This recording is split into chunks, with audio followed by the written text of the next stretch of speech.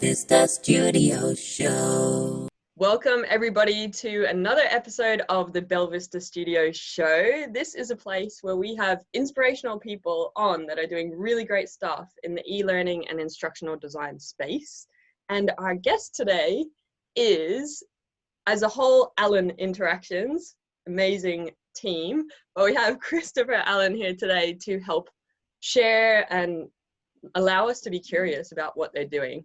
And I just want to recognize you guys for pushing the boundaries with e-learning in particular. I really believe that you show us what's possible in what you can do. And I can recognize that at some point through your process, you're continuously influencing your stakeholders effectively, that behavior change is really important. And from the examples that I've seen of you guys in the past, that's very clear. And one of the ways that I'm aware that you do that is through the C.A.F model, I'm going to call it, which is context, challenge, activity, feedback. And how I came across that was when I started my instructional design career 5 years ago now. My boss, I didn't know anything, and my boss gave me 2 blogs to read, and one was Kathy Moore Action Mapping, and the other one was your C.A.F one. And the impact that that has had on the foundation of my skills as an instructional designer, and then as an impact wider to my team, and now our community that we have online, and anyone that ever messages me and says, how do you get started in instructional design? There's still the 2 blogs that I say, if you learn these and nothing else, you will be in a very, very good place. So you guys have a really good blog as well. It's quite funny because I know that you theme it to like holidays and stuff as well, which you're very clever. You apply instructional design to how you write your blogs, which I think that's a really nice reflection of how much you live and breathe it.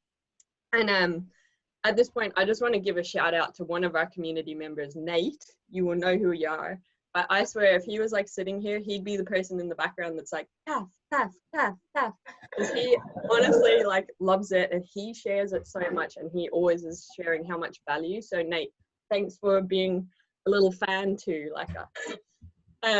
So thanks so much for taking the time today. I'll basically hand it over to you now. You can take control of the screen and just allow me to be curious about the wonderful inspirational work that you and the team are doing. Wow, what an introduction. Thanks so much. I'm sure my cheeks got redder and redder, through all of that. We're certainly, proud of the work that all of our folks are doing, and certainly can't claim a lot of credit for it, because there's a lot of hard work and passion that goes into all the stuff that we create. So a little bit about me, and then I'll talk just a little bit about C.C.A.F and why we think it's so important. And Allen Interactions, we do a bunch of stuff. We're most known for the books that my dad has written, and I do work with my dad, Dr. Michael Allen. He's written 8 books in this space, and his mission has always been to help instructional designers by sharing the frameworks that have worked for him and make them as simple as possible, but not simpler, to really distill things down to the core concepts that are necessary in order to make a really great learning event. And C.C.A.F really came out of a need to have a simple framework to talk to other instructional designers about what they're doing and what's in their project, and what are they focused on to get the right performances supported for the employees that the training or students that the training is being developed on. And C.C.A.F is it. So it's about really channeling the individual and helping them do a couple of things. When we're explaining something to another person, at a party or at school or even at work, and we're having trouble sharing or getting across our idea, a phrase that most people will say when they realize that they're in trouble with their story is, let me put that in context for you. And that's where C.C.A.F starts. the student needs to know, how am I oriented in this? Why is it going to be important to me? And what can I imagine all the things that are around me during this time? And if you can do that well, and it makes it feel like it's authentic, you start engaging the student right away, because they're able to imagine themselves in this situation, imagine how it could be important to them in the future, and then they're engaged. The second C is the challenge. What's going to be put in front of you? And I think a lot of instructional designers have the tendency of, well, I need to tell them what's going to happen. If you can challenge someone up front, actually before they have a lot of the information about how to solve it, or why this will be a challenge, you'll get yet again another level of engagement out of that student, because they'll go, well, let me try to solve it. You know, I think it comes down to, you know, a lot of us will open a box of a new present or a new piece of furniture, and we don't immediately flip through the manual. We start looking at, putting parts together, and, because we're curious. And the challenge in C.C.A.F is meant to be, well, let's put forth in front of you the thing that you're going to have to solve. C.C.A.F, so the A then is, what are the things that you can do in order to overcome that challenge? So how can we simulate to the best of our ability an authentic experience where you're really solving with the actions that you're expected to perform to meet the challenge? And then the feedback is really about, what are the consequences of success and failure, not just with the whole performance, but with steps along the way. Can you recover? If step number one is done improperly, in a lot of things in life, you can recover. And so, don't give them, no, that's the wrong way to do it right away, but give them a chance to recover. So your feedback needs to be multi-layered. One is, can you display enough of what would happen in the real world that would potentially notify a student that they need to recover? And then delay judgment long enough so that they can make a couple mistakes in a row, if they can make a couple mistakes in real life, and kind of see how quickly it crashes and burns. Yeah. So we use C.C.A.F together as a way to talk internally about the things that we're designing. We use it as a way to talk with subject matter experts to kind of get just the important bits out, because a subject matter expert will want to tell you everything that's important, and we just need to get to the heart of what makes this real for the student. And then it becomes a really fascinating way to lay out content and share between artists, designers, and programmers, and get everybody on the same page using the same vernacular. So you'll see we've shared a lot about C.C.A.F because we know it works. It's really worked for us for a long time.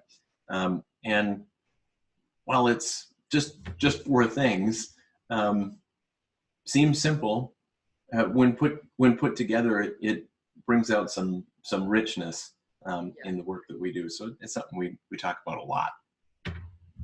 Yeah, I have to say it's about replicating the real world, and that was the first time that language came onto my radar. And anytime we apply it to our solutions, they're the projects that our clients love, that we get the feedback. So all the resources we talk about will go into the description, but you have to check it out if you haven't come across it, everyone, because it really is effective and so simple and practical to apply. Thank you. So let's look at some of the things that we're up to. So I'll start sharing my screen. Another kind of concept that goes really hand in hand with C.C.A.F are the 3 M's, which stand for meaningful, motivational, and memorable. And in thinking about what does it take for a student to really keep in mind and make the learning durable for a long period of time, it needs to have all 3 of those components. If it's not motivational and you're asking someone to really change in some significant way, they might learn how to do something new, but revert back to what they were comfortable with before. You know, so unless you're really kind of pushing that along, you really do have to speak to the individual. You know, the meaningful component, I think, really comes out in C.C.A.F. You're putting the student in a context that's going to be meaningful to them. And then, you know, making it memorable takes some storytelling, or it takes kind of vivid consequences to come to the forefront, or really connecting with them personally on something that they're terribly excited about. So I've got some examples queued up that really, I think, hit hard on individual motivation, and kind of cue into making it feel real and personal, and like students are in control. And I thought that this might be a good topic of things for us to look at, because you know, a lot of folks like me are working from home, and you know, we don't have the personal connection like we did last week, going to the office. And so one of the things that I think that instructional designers are going to be challenged with, you know, probably through the rest of this year, regardless of how long we're at home, is finding ways to really make the events that we provide online motivational and really connect with the individual. Because I think the distance component of today's reality might make some things harder than they were before, when you could connect with another person just by going around the corner and or having a cup of coffee. You know, we're going to be trying to do that in different ways, but I think that's going to be key. So that's what I've pulled up. Anyway, so we're looking at the learning constellation, which is a suite of tools that we built a while ago to help change behavior. And one of the ways that we really looked at doing that was centering around things that individuals are currently engaged in, and asking questions around, is this something that you would like to do more of or less of? And start to paint a picture of, what are the things that you're doing today, that's your current state, and what do you imagine yourself doing in the future? What do you want to do in the future? And help set some priorities. And by doing it visually, you can really help a person center themselves, and question what is the next best thing for them to do, which I think has again a lot of relevance into what we're doing today, because I think a lot of folks are looking for, what's the next best, most effective thing for me to be doing right now, to add value as best I can. So this becomes an interface for a personal learning map or learning journey. So I'm at the center, and nodes are or stars are gonna plop around me. And there's some categories here over on the right hand side, and the left hand side is a little graph that's going to tell me essentially how I'm answering the question at the top. You know, so I begin each project or engagement with exercises that clearly define the problem that needs to be solved. So do I use design thinking in my work? And when I click and drag, my star gets bigger when I bring it closer to me. So this is something that I always do. And if it's not something that I do very frequently, why it would be a small star kind of far away from me. Yep. And then when I let go, I get prompted with the next question. Instructional design. I design learning experiences with an intentional focus on enabling and improving the on-the-job performance of learners. Well, that's something I do pretty frequently. Learning theory. I have a deep understanding of learning theory. And so we're building this little constellation, so these stars kind of connect to each other. And you notice that they're color-coded to match up with the category. Yeah. Prototyping is something that I do a lot. So let me do this really quick, and then we'll go to phase 2. Cool. Video. not visual design isn't the thing that I do the most. Don't do a lot of VR. I do some game design. Am I focused on cheap, fast, and good solutions? Kind of. I like to add wow factor for sure. I don't do a lot of estimation. Effectively evaluate and reflect on instructional effectiveness. I do that a lot. Don't have an opportunity to do ROI as much as I'd like. In my organization, I have the culture and tools at my disposal to work together with other stakeholders. Bet. Digital transformation, individualization, using multiple modalities. Okay, so this is me, right? I don't do a lot of VR. I do some things with video. I don't always design for mobile first. Don't always get an opportunity to do ROI. So this kind of looks like me, right? And now the challenge is move the stars in a constellation to represent your future goals. Where would you like to be? Well, maybe I'd like to be a little bit better in estimation. So I'm moving that star closer. I should be better at visual design. And since we're all going to be remote, maybe I should be way better at video and spend more time with individualization. Okay, so 1, 2, 3, 4. I moved 4. Maybe I want to do more design thinking too. Okay, so this could be me in the future, right? So now the system kind of dims out or kind of sheds away those other stars, and it just has me focusing on the goals that I've set. So I want to get better at estimation, and I can see that that's moved closer. I want to work more on individualized learning, way more on design thinking, video, visual design. And now I can select up to 5 of these. So I could select all of them if I wanted to, but what are really my high priorities? So the thing that's most important to me right now might be getting better at video, getting better at estimation, and I don't know, maybe I'm gonna leave visual design behind. So I've set 4. Yep. Right? And now it's, okay, they're all priorities, but which is the highest priority? Well, that could be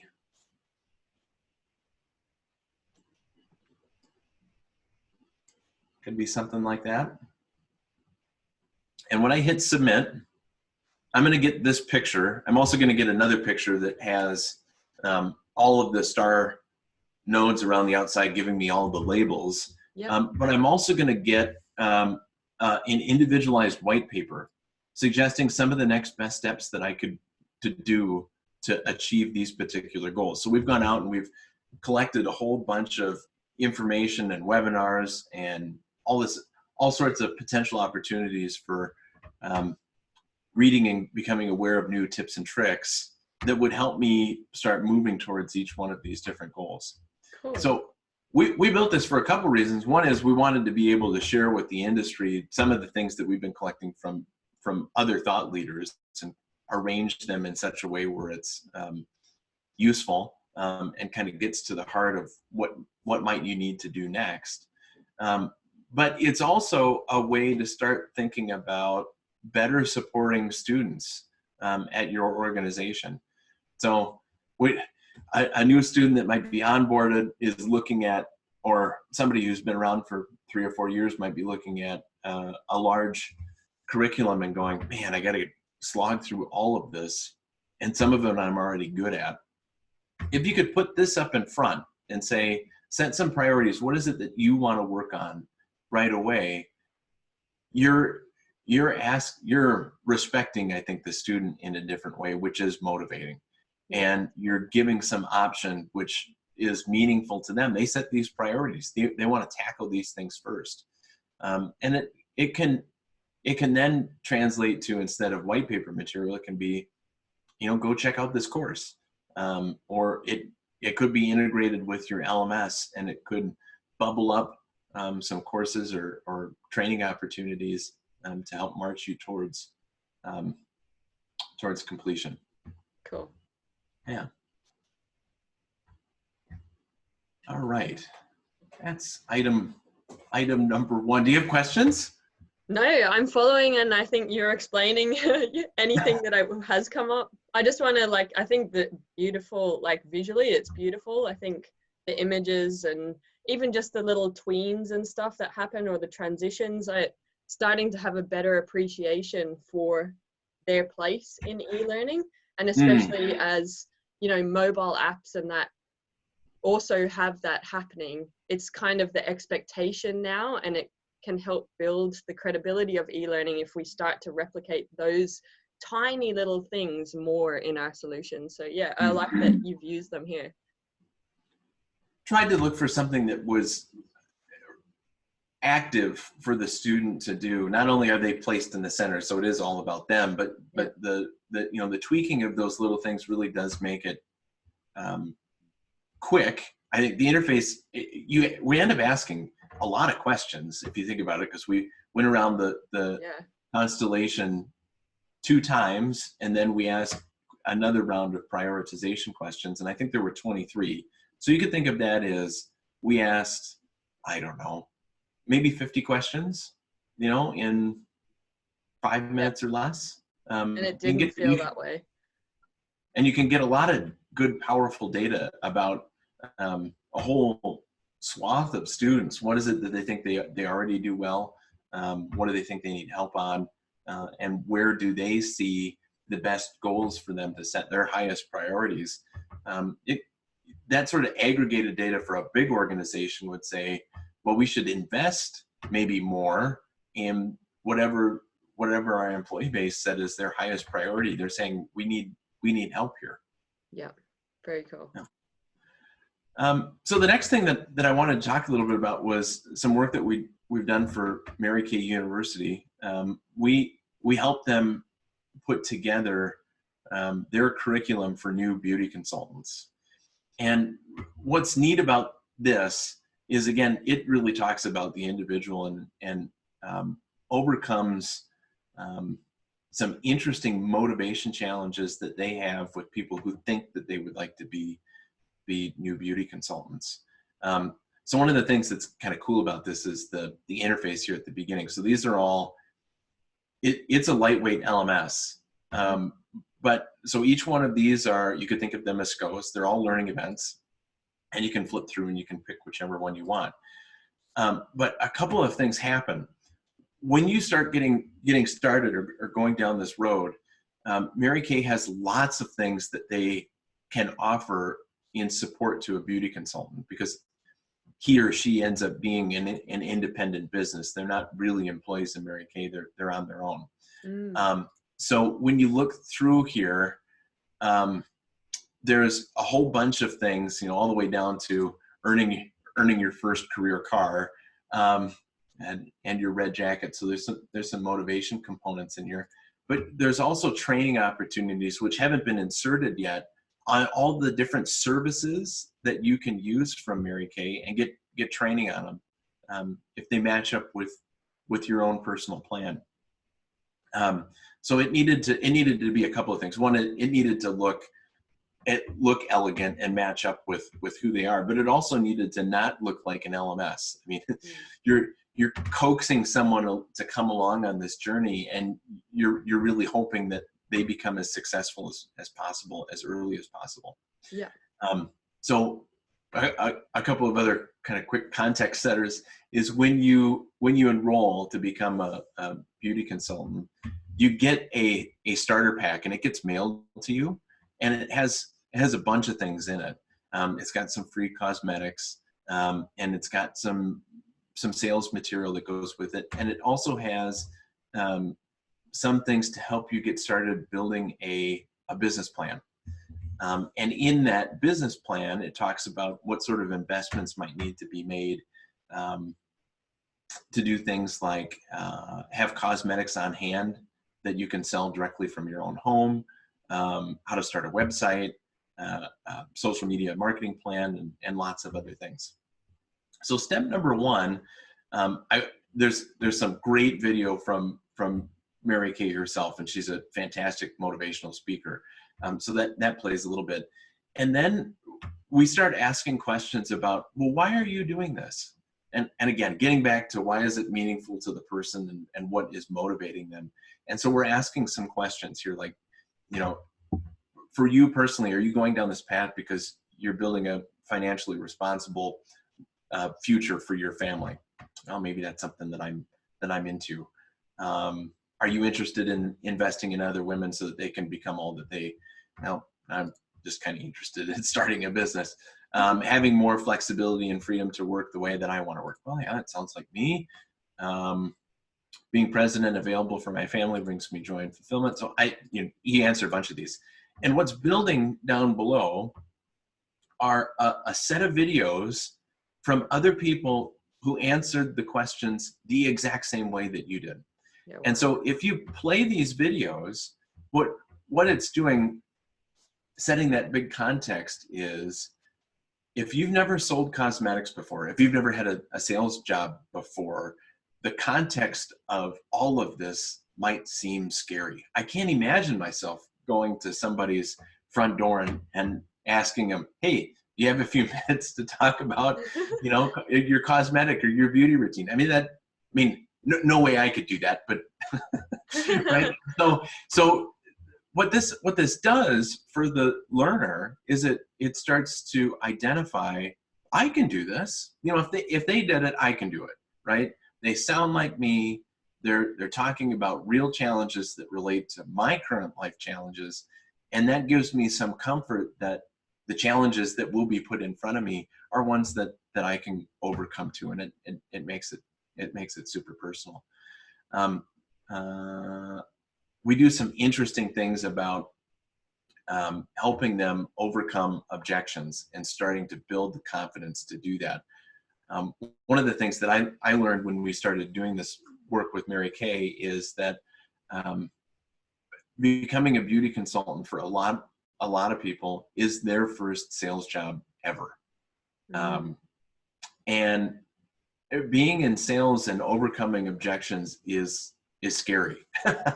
When someone tells you no, and especially if you're not, you know, comfortable with someone telling you, no, I don't want that, it can feel really dejecting.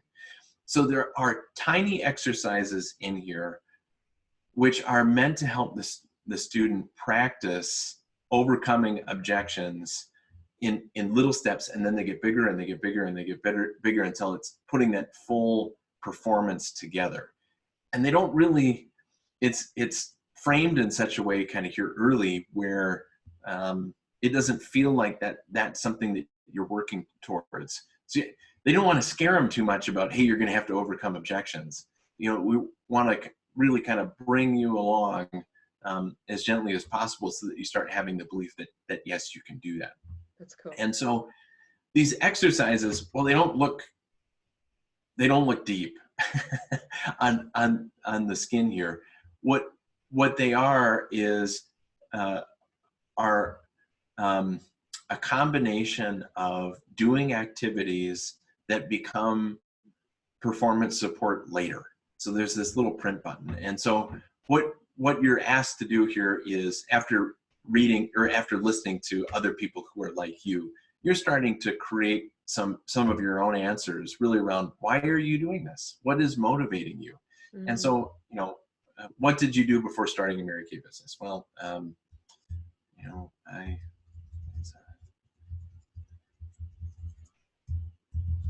and so you'd write a little bit of your story, and so that starts cool. being populated here.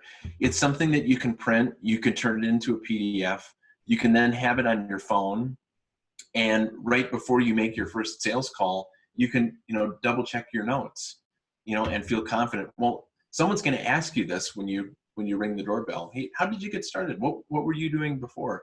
And having that clear answer practiced makes a difference.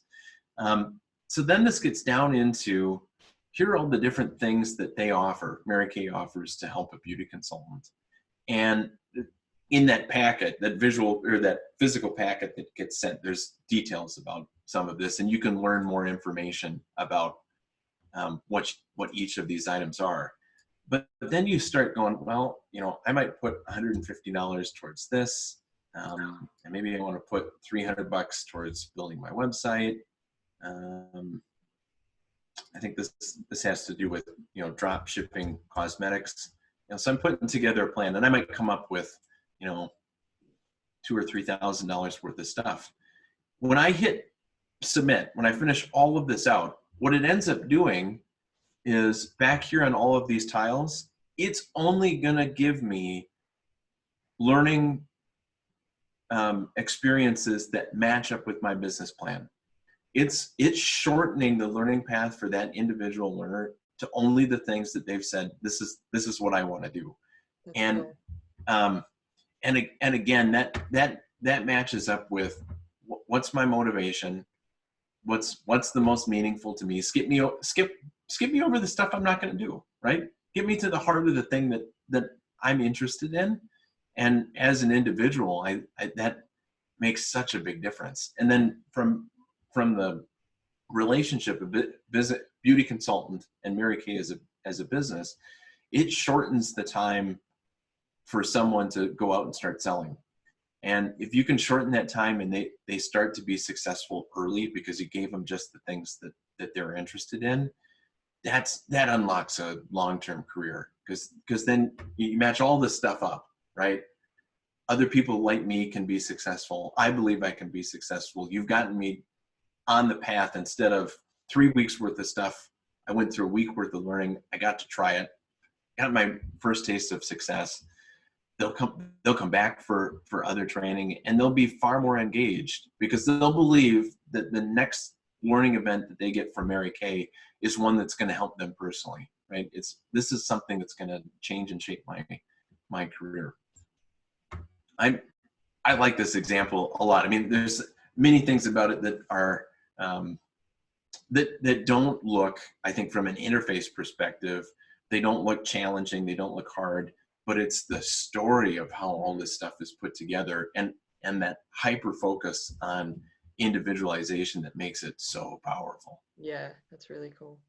One of the things, I think what I have to say is, for people watching, watch this through now, but I think we need to go back and watch it again and just listen to just specifically, maybe don't even watch the visuals, but the language that you use, Chris, because I think we can learn a lot from that language to help influence stakeholders on why this is a better learning experience and why we should move from the like nice to know to the need to know, from information overload to practice activities that change behavior. Because one of my questions is, how do you influence your stakeholders to appreciate like the different modules that you've selected here, and in particular this one where we are talking about the why, the purpose, which it makes sense for someone starting their own business, but it can also be perceived as quite fluffy, and people they don't want to spend the time in this stuff, even though the motivation is key. So my question is it through the language that you've been using today that helps tell that story in a compelling way of why this is better, or do you have to do more to get people on board to why this is effective learning? Oh, great question. Great question. So I'll give you, I'll try to give you 3 nuggets, I think, that my dad shares a lot and are really centering around the language that I'm using currently and what I think is effective with stakeholders. Businesses don't really care what people know. They care what people do, right? And so our mission as instructional designers is to help individuals be competent and confident that they're going to do the right thing at the right time. Yeah. And that's the measure of success. You know, when it's time to perform and it's time to do something out of a big selection of things, can you do the right thing and be confident that this is the right thing and really carry it through? So if that's the measure of success, you know, doing the right thing at the right time, it's not so much about you need to know all of this stuff. We need to connect with the individual to help them see themselves in doing the right thing at the right time and make sure that they're well motivated to do it. Because there's lots of performances where we might be internally motivated to do something else because it's hard, because we're comfortable doing something else. And in a lot of cases, it's not because they don't know what the right thing is to do. It's because it hasn't been packaged with all of this other stuff. So to stakeholders, you kind of take that message of it. If success is doing the right thing at the right time, then we want to step back and say, okay, well, what do we want to have them doing right before they exit training and start entering into the role or the career? Well, we want to practicing or doing the performance. And so we want to start with designing backwards. So if we can spend all of our budget on the performance, the last little bit of the performance, and skip spending all of our budget on just imparting knowledge, why we're way closer to being confident that we are supporting the right performances. Then if we were going to say, okay, what's left over with our budget? We've spent the bulk of our budget on the last thing that we want them to do, which is practicing the thing that they're going to do, not just sharing this big book of knowledge. What would I do with the rest of that budget? I'd spend it on motivation. I'd spend it on personalizing and putting the person there. And there's tons of examples that I can show from Allen Interactions work that is practicing the performance. This other stuff really then goes around making sure that we're well motivated to want to do that and feel like we can do that, and then taking the little steps that we need right before doing the big performance or practicing the last little bit. And I think how you frame that and speak with stakeholders doesn't have to be hard, but you do have to get over the hump of it's not a knowing problem, it's a doing problem. And sometimes the doing isn't a question of not being able to do or not already knowing how to do. It's being appropriately motivated so that you want to. That's cool. Thanks for sharing. I feel like I'm documenting all the cool quotes. So if you want to have like your own Instagram page with just quotes for instructional designers, I will pass these on to you. All right. So one more kind of big interesting demo. And again, this is a lightweight interface, but again, really gets to personalization, getting the student wrapped up to do the performances. So that, again, I'm focused on the beginning part of individualization and motivation so that we've got a really captive and excited student base. Yeah. So this is some work, and this is publicly available. It's from the National Alliance on Mental Illness, and they do amazing work for,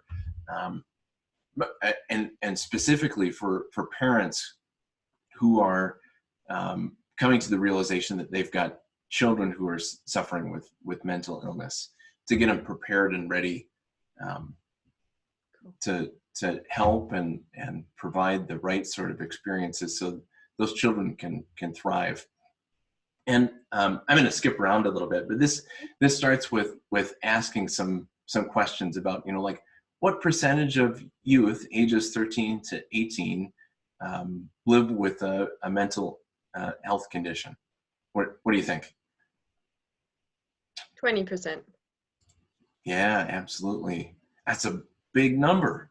Yeah, wow. Right? What percentage of youth ages 14 and older with a mental health condition don't finish high school? 20? Oh, whoa. 50%. What percentage of youth ages 13 to 18 have a mood disorder? 11? Oh, pretty good. So one of the things, so this is meant for parents, and a couple things that this provides is a sense of, wow, these are really big numbers. I'm not by myself. Right. And so you start to uncover, you're not alone. There are other resources. And there's some interesting things that happen with videos.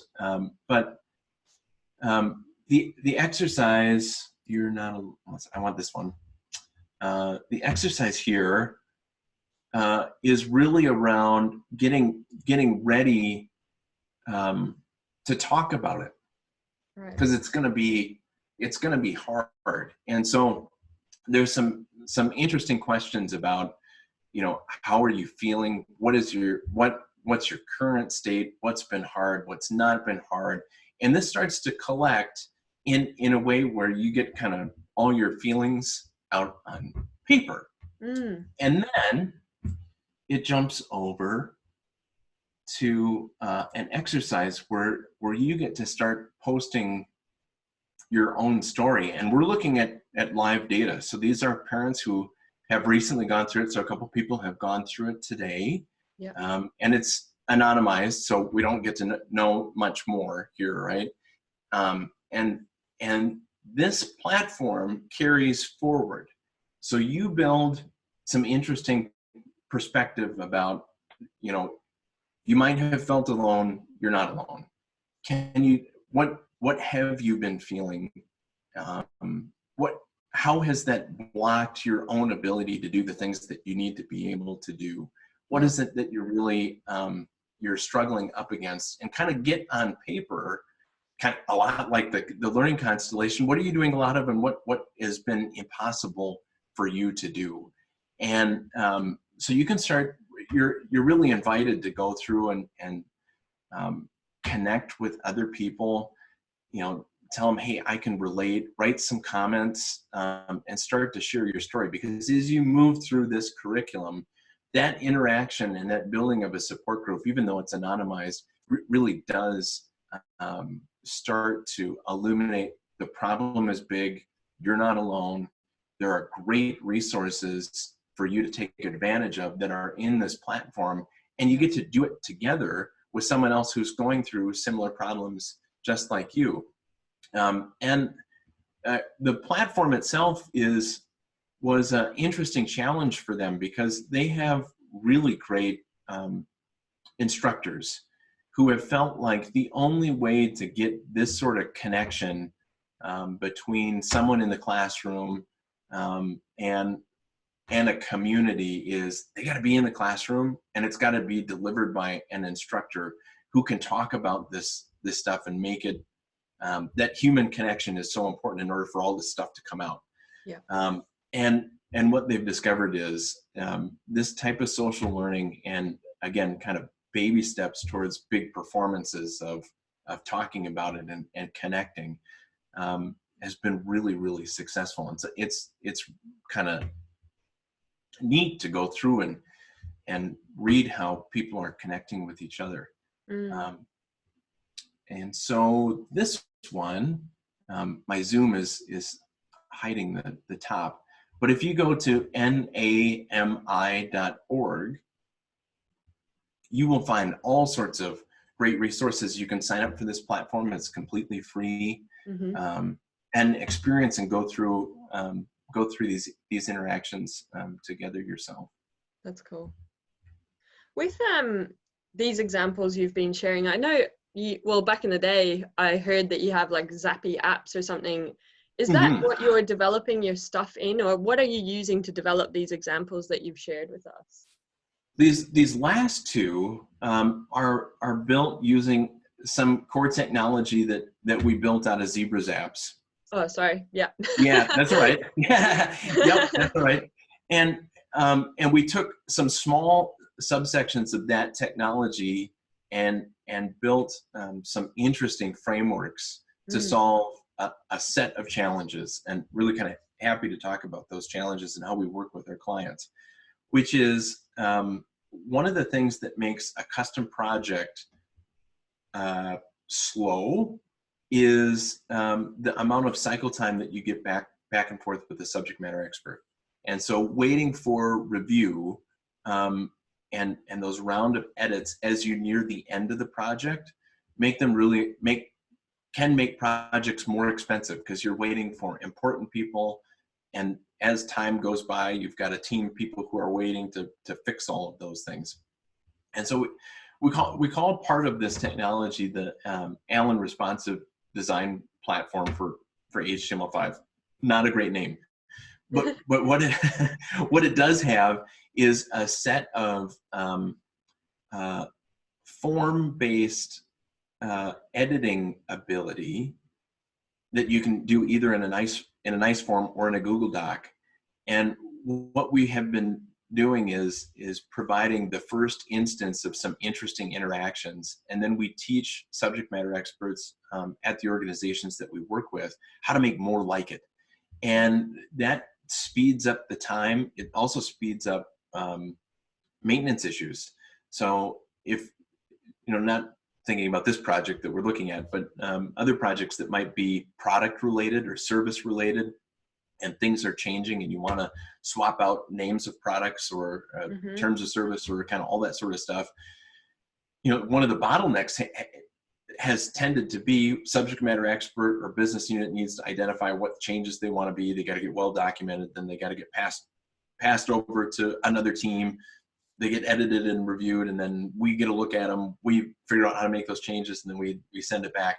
This compresses that ability so that you can edit and deploy in almost real time on custom interactions. Wow. And that's really provided a huge lift. How do clients feel about that? It's almost like you're co-creating, which is really cool.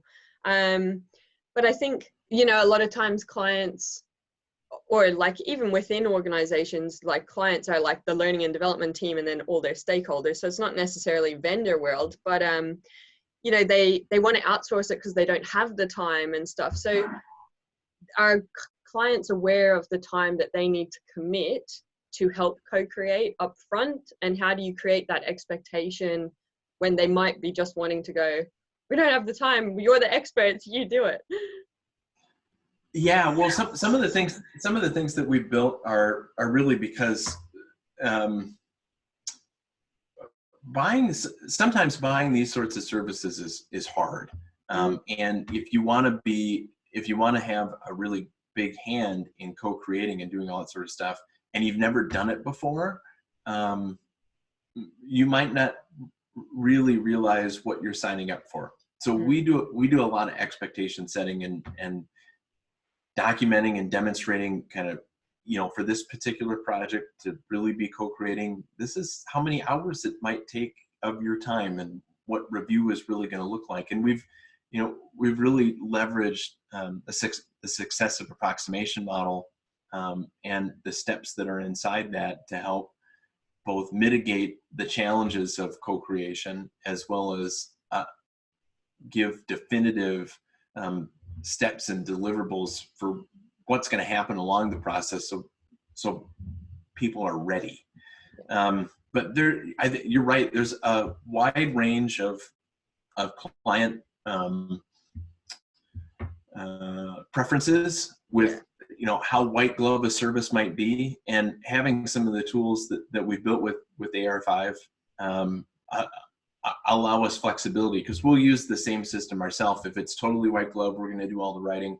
The same things that make it easy for our clients make it easy for ourselves.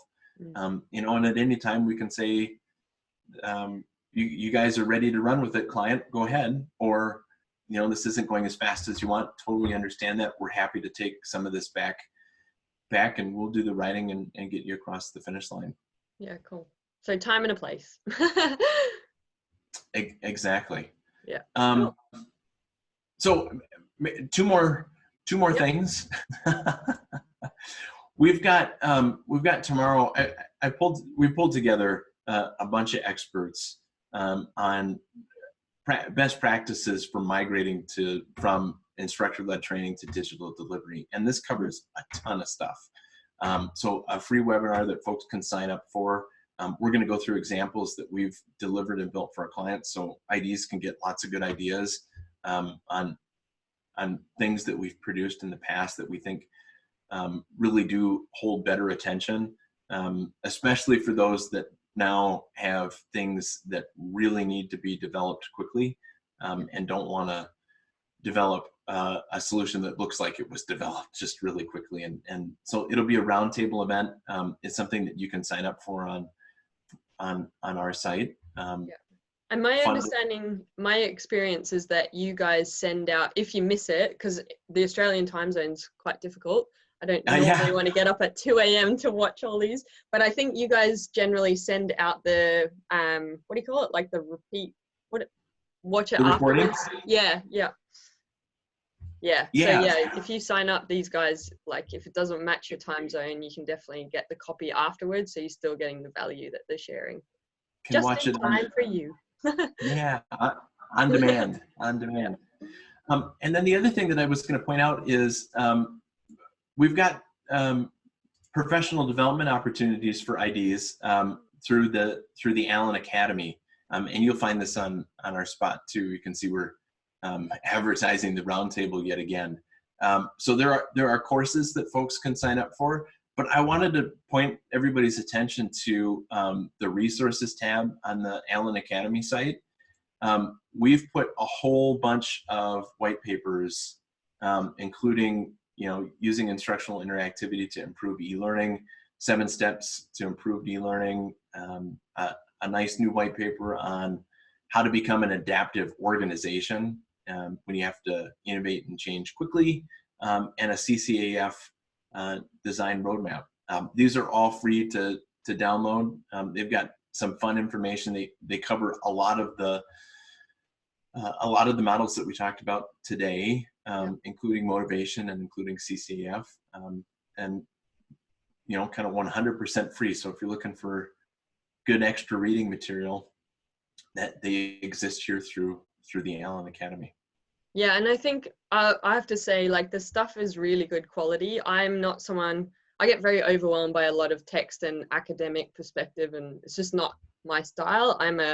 Just give me the dot points and I'll take it from there. And you guys do that quite well. They're like normally like 10 pages or something, and it's just like, boom, here it is, go do. So for people feeling like, oh, white paper sounds scary, which I normally get turned off by, I don't think it's the traditional white paper approach. Thanks so much. So I'm happy to answer questions, but I really wanted to put together something that got to the heart of individual motivation, because my gut feeling is that's something that we're all going to struggle with a lot, with some of the distractions that are out and about in the world today, and with a lot of, especially the American workforce and the European workforce, all working from home. And I think that's a tough nut to crack for a lot of folks, and nothing can be more, I think, demotivating than a bad learning experience. And so you don't want, I think the key measure of success for a learning and development team is, are they starting to get the sense that the students and employees that they support hold the belief that the next event that's going to be offered through their organization is one that's going to be empowering for them personally. And a poor learning event, even in the face of rapid change, can be pretty demoralizing. If you feel like you're just getting force-fed information and you're not getting a chance to grow and practice as an individual, it's hard to then put belief that the next event is really going to be satisfying and give you the thing that you need. Yeah. So if we can be working towards thinking about the individual as best we can, and giving them the support that they need, including motivation, why they have a chance, I think, to be a powerful force of change and good for their organization. Yeah, and I believe that will shift the perception of L&D and give it a better seat at the table for the strategy and people seeing the value, and that's how we can shift the culture of how it is perceived to contribute to overall organizational performance. So it's cool. I like that you shared that today. It wasn't expecting it, but it's definitely, yeah, I appreciate it. I learned a lot. Well, thanks for having me on. I really appreciate it. Oh, so grateful. Like, honestly, I have a meeting with a client today. So I took so many notes of the specific language you were using, because I want to be able to, you know, talk about those meaningful, memorable, like situations and creating that kind of experience. And I know this is going to add a lot of value. So thank you. You've definitely inspired, which is the objective of this show. And I know a lot of people are going to get value from this episode. I guess what I want to say to people watching is, like, this is the time where I'll plead with you from a positive intent of, please do share this episode with people, because the intent is that we can help people see what's possible with e-learning. I think today Chris has shared some really great examples of, you know, fighting for what's right from an instructional design perspective and creating contextual, realistic activities and putting the emphasis on them, and then everything else around it supports it. But if that contextual, realistic performance thing is done really well, nobody notices everything else that's around it because you're hitting the mark. So yeah, that's my takeaways. Thank you so much for sharing. I'm very grateful.